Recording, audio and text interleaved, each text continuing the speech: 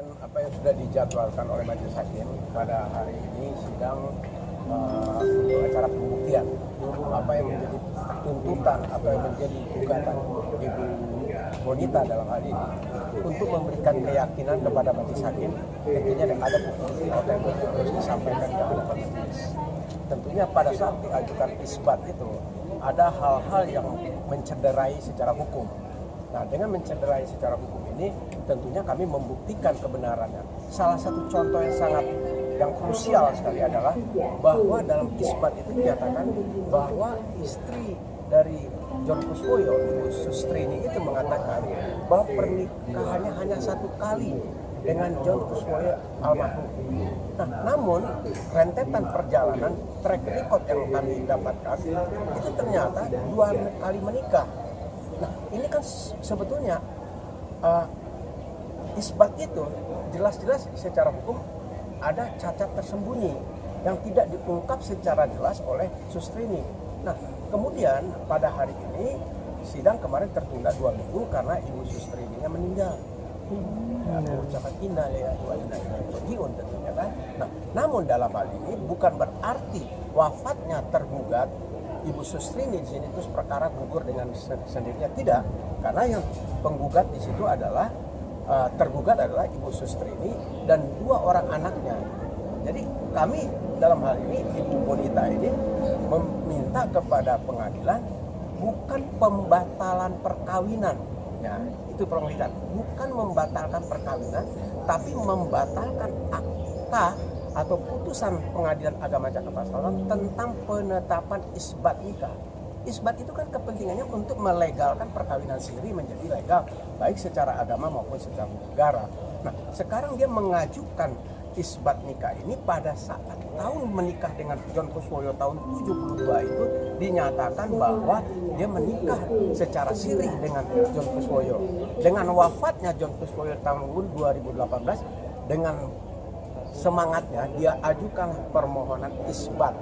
Isbat itu untuk memberikan legal standing kepada dia bahwa dia adalah sebagai istri yang sah dan dilegalkan oleh negara. Itu kira-kira poinnya. Nah, hari ini acaranya adalah pembuktian dari Ibu Bonita.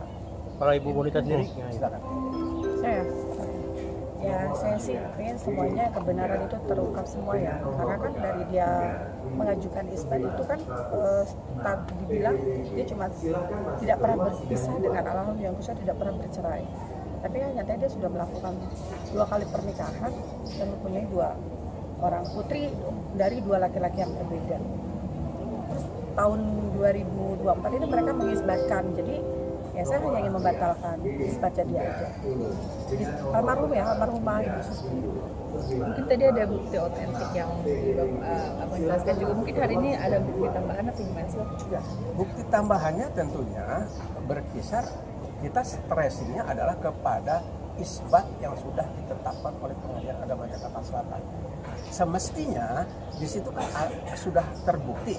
Tentunya majelis kan tidak bisa membuktikan kebenaran bukti-bukti otentik yang disampaikan pada saat dia mengajukan isbat.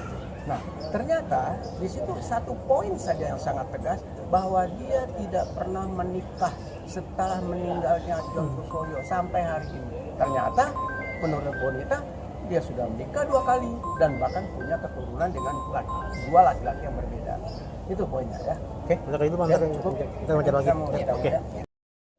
Telah membuktikan bukti-bukti otentik atas peristiwa hukum, atas pengajuan isbat nikah. Nah, isbat nikah ini kan diajukan oleh Sustrini ini dengan alasan bahwa saya ini adalah istri dari John Kuswoyo, kan? Tapi pernikahannya itu terjadi di tahun 72 dan di tahun 72 itu dia menikah. Oke. Nah, kemudian di tahun 2000 itu Sustrini mengatakan bahwa saya bukan lagi sebagai istri saudara, bahwa kita sudah bercerai. Clear kan? Nah, kemudian setelah bercerai dengan John Kuswoyo dengan adanya surat pernyataan itu, kemudian secara tiba-tiba dan juga di sana terbukti tidak ada kesesuaian antara pengajuan permohonan isbat nikah dengan bukti otentik. Contoh yang bukti otentik yang saya maksud bahwa di situ dikatakan bahwa dia tidak pernah menikah lagi. Ya, sampai wafatnya almarhum tidak pernah menikah. Tiba-tiba bukti otentik bahwa di surat pernyataannya itu ada 2 orang anak dan 2 orang saksi, yang 2 orang itu adalah anak perkawinan Sustrini dengan John Kuswoyo, dan yang 2 lagi itu anak perkawinannya di luar perkawinan John Kuswoyo. Artinya sudah clear perkawinan dengan John Kuswoyo, dia menikah lagi. Nah, dengan wafatnya John Kuswoyo tahun 2018, 2023 dia mengajukan isbat. Tujuan isbat ini adalah membuat satu legal standing kepada Ibu Sustrini bahwa saya adalah satu-satu perempuan yang dinikahi oleh John Kuswoyo dan sekarang saya sudah legalkan di pengadilan agama, ya kan? Berarti secara hukum negara maupun hukum agama dia dicatatkan oleh KUA bahwa dia adalah istri yang sah.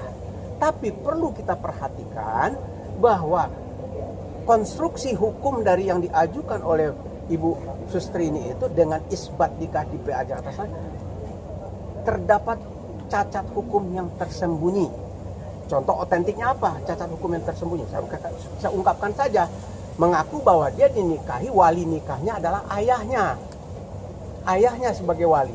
Nah, dia sebagai wali, senyatanya dalam buku nikah itu dinyatakan juga sebagai walinya adalah ayah kandung dari Sustrini. Di situ beragama Katolik, sedangkan pernikahannya secara hukum Islam. Bagaimana seorang yang tidak sejalan dan tidak sejalan dengan keimanan, ya nggak mungkin lah dia ayahnya menjadi wali. Itu sudah cacat hukum. Justru itu saya menghimbau pengadilan agama lebih cermat kiranya mengambil dalam satu keputusan untuk menilai dari isbat yang dikeluarkan produk hukum dari pengadilan agama itu kembali kepada statement atau ajuan-ajuan yang diajukan dalam isbat itu. Nah, semestinya hakim pengadilan agama dengan melihat adanya cacat tersembunyi sebagai ayah kandungnya yang menikahkan sebagai wali, sudah clear dah, udah produk itu gagal tuh. Pak Haji, berarti bisa dibilang pengadilan agama kecolongan gitu Pak Haji? Soal kecolongan saya tidak mengatakan seperti itu. Mungkin pada saat pengajuan itu kan ke pengadilan agama tidak punya kewenangan untuk meneliti oh ini benar atau tidak, bapaknya ikut Islam atau tidak. Kan tidak punya otoritas itu. Bukti yang disampaikan itu adalah bukti yang dipertanggungjawabkan oleh Sustrini. Tapi ternyata di situ ada cacat tersembunyi, ya bertanggung jawablah pengadilan agama dalam hal ini. Kalau itu bukti itu dibenarkan oleh kami, kita bisa membuktikan kebenaran itu. Pengadilan agama mengatakan produk kami dengan isbat yang diajukan oleh Sustrini batal demi hukum, dicoret oleh pengadilan. Itu konsekuensi logis hukumnya begitu. Oke? Bang Raja ada tambahan Bang? Oke, saya tambahkan ya. Klien kami ini Bu Bonita ya mengupayakan agar batalnya isbat dari permohonan mereka. Memang tadi sudah disampaikan oleh Pak Haji, banyak satu hal yang diduga ya. Ini kalau menurut kami bisa diduga, ya bisa kalau fakta-fakta sudah oke semuanya, bahwa banyak kebohongan di dalamnya. Karena banyak kebohongan, karena itu kami ingin membatalkan isbat itu. Kenapa kami sampaikan seperti itu? Kami ulang lagi kembali bahwa Bu Bonita ini menikah tahun 1995. Istri pertama Sustrini tahun 72. Pada saat Bu Bonita menikah, itu memang semuanya sudah berpisah ya. Bu Bonita si Sustrini dengan John Kuswoyo. Karena itu Bu Bonita menikah. Oleh karena itu, karena ada pernikahan ya, isbatnya yang memang menikah tahun 72, itu pernikahan di bawah tangan ya. Pernikahan di bawah tangan, namun diisbatkan, dikuatkan, dicatat di negara, yaitu di KUA, ya seperti itu. Kantor Urusan Agama. Oleh karena itulah, isbat itu permohonannya ada hal-hal yang memang, satu yang tadi disampaikan oleh Pak Haji, bahwa suami ya, suami daripada, mohon maaf saya ulangi, bahwa pada saat dinikahkan ya Sustrini dengan John Kuswoyo itu sebagai walinya adalah orang tuanya Sustrini yang beragama Kristen Katolik. Kedua, terkait mengenai pernikahannya ada jenjang tahun 95 Bu Bonita ini menikah karena kenapa? Memang sudah rumah tangganya sudah nggak berumah tangga lagi Sutrini dengan John Kuswoyo. Ya. Oleh karena itu klien saya menikah. Karena ada pernikahan yang diakui lah bahwa Bu Sutrini ini tidak pernah menikah di tahun itu. Kebohongannya ada. Kita akan buktikan itu semuanya nanti. Ya, tadi kita sudah buktikan juga lagi bahwa terkait mengenai KTP-nya. Di tahun 91 masih beragama Kristen nih Bu Sutrini. Ya, kenapa harus akui aja kalau memang Bu Sutrini ini pernah menikah? Akui saja gitu. Kenapa tidak? Gitu. Sampai detik ini saja untuk anak daripada Sutrini mengakui bahwa ibunya belum pernah menikah gitu.